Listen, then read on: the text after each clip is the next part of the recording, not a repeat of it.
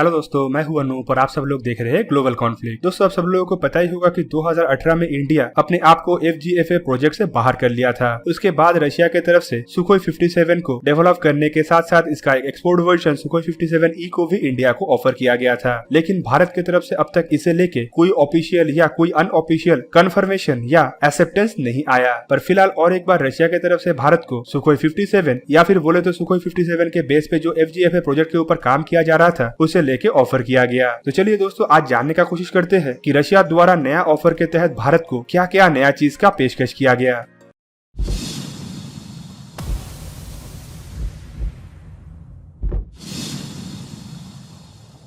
Russia के trade और industry minister Dennis मेंट्रोव की तरफ से हाल ही में बताया गया है कि जहां पे इंडियन एयरफोर्स के लिए इंडिया की तरफ से एक नेक्स्ट जनरेशन के फाइटर एयरक्राफ्ट को ढूंढा जा रहा है, वहीं पे रशिया के heavy weight next generation stealth aircraft India के इस जरूरतों को पूरा करने के साथ साथ पड़ोसी देश में बढ़ता हुआ एयर एक्टिविटी के ऊपर लगाम लगाने के लिए भी समर्थ हो सकता है। उनकी तरफ से ये भी बताया गया है कि आने वाले समय में अगर इंडिया और रशिया मिलकर ज्वाइंटली इन एयरक्राफ्टों को प्रोड्यूस किया जाता है तो ये इंडियन एयरफोर्स के साथ साथ इंडिया के लोकल कंपनियों के लिए भी काफी महत्वपूर्ण साबित हो सकता है। दोस्तों, डेनिस मेंट्रोव ने अपने बयान में ये भी बताया कि बीते कई दशकों में इंडिया को रशिया की तरफ से कई सारे एडवांस तरीन फाइटर एयरक्राफ्टों को सप्लाई किया गया है, जिनमें से बहुत सारा एयरक्राफ्ट लाइसेंसली इंडिया में भी मैन्युफैक्चर किया गया है। उन्होंने अपने बयान में MiG-29, MiG-21 और सुखोई 30 MKI जैसे एयरक्राफ्टों का भी हवाला दिया, जबकि उनका ये भी कहना था कि सुखोई 30 MKI को अपग्रेड करने के लिए रशिया की तरफ से भारत को AL-41 इंजन के साथ साथ एडवांस तरीन active electronic scan array radar और नेक्स्ट जनरेशन का air to air missile R-37 का भी ऑफर किया गया। जबकि इंडियन एयरफोर्स के जरूरतों को देखते हुए रशिया की तरफ से भारत को MiG-35 और YAK-130 ट्रेनिंग एयरक्राफ्ट का भी ऑफर किया गया है, जिसे लेके इंडिया बारीकी से सोच विचार कर रहा है। डेनिस मेंट्रोव ने अपने बयान में ये भी बताया कि इंडिया की तरफ से रशिया के नेक्स्ट जनरेशन सुखोई 57 एयरक्राफ्ट को लेके काफी ज्यादा पॉजिटिव इंटरेस्ट भी है, जबकि इन एयरक्राफ्टों को अब तक रशियन एयरफोर्स में ऑपरेशनली शामिल नहीं किया गया। इंडिया की तरफ से इन एयरक्राफ्टों को लेके कंफर्म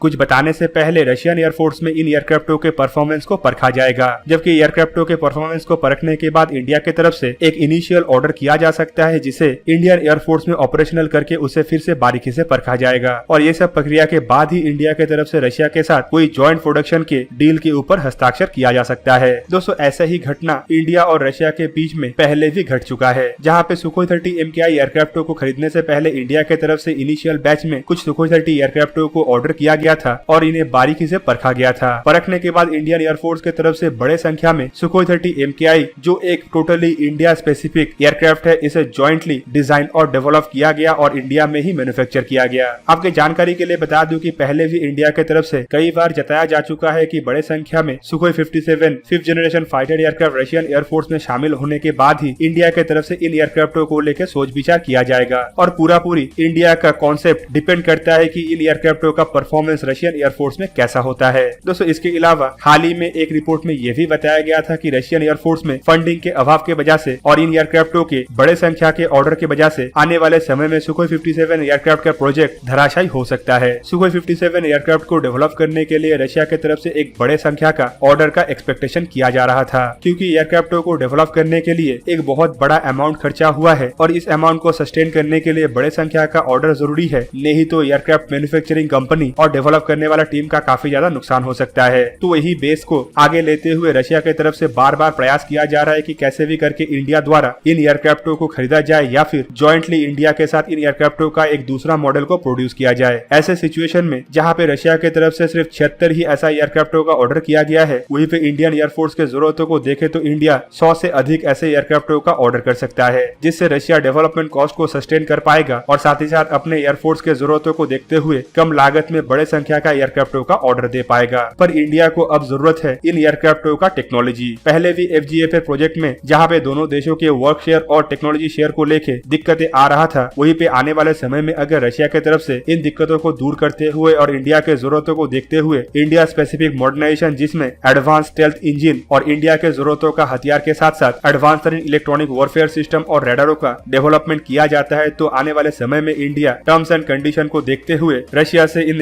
एयरक्राफ्टों का कुछ संख्या को खरीद सकता है, जबकि इससे इंडिया को अपने AMCA एयरक्राफ्टों को और मजबूत और एडवांस तरीन बनाने में भी मदद मिल सकता है। फिलहाल आशा तो किया जा रहा है कि रशिया की तरफ से आने वाले समय में इन एयरक्राफ्टों को लेकर भारत को टेक्नोलॉजी ट्रांसफर और ज्वाइंट मैन्युफैक्चरिंग को लेकर एक बहुत बड़ा ऑफर का पेशकश किया जा सकता है, लेकिन देखना यह है कि इंडिया इस ऑफर को लेकर अपना क्या डिसीजन लेता है। तो दोस्तों, आप लोगों को क्या लगता है कि भारत को रशिया के साथ फिर से FGFA प्रोजेक्ट में आगे बढ़ना चाहिए, या भारत जो AMCA एयरक्राफ्ट को बना रहा है उसमें ही रशिया या दूसरे देश का मदद लेके इन एयरक्राफ्टों को जल्द से जल्द प्रोड्यूस करना चाहिए? कमेंट करके जरूर बताइए। साथ ही साथ वीडियो कैसा लगा जरूर बताइएगा, और ऐसे ही वीडियो को देखने के लिए मुझे इंस्टाग्राम, ट्विटर और फेसबुक में सपोर्ट कीजिए। और अगर आप लोगों को ये वीडियो अच्छा लगा तो लाइक कीजिए, अपने दोस्तों के साथ शेयर कीजिए, और मेरे चैनल को सब्सक्राइब करना मत भूलिएगा, और सब्सक्रिप्शन बटन के साथ बना हुआ बेल आइकन को भी प्रेस कर दीजिए और मेरा वीडियो देखिए सबसे पहले। जय हिंद।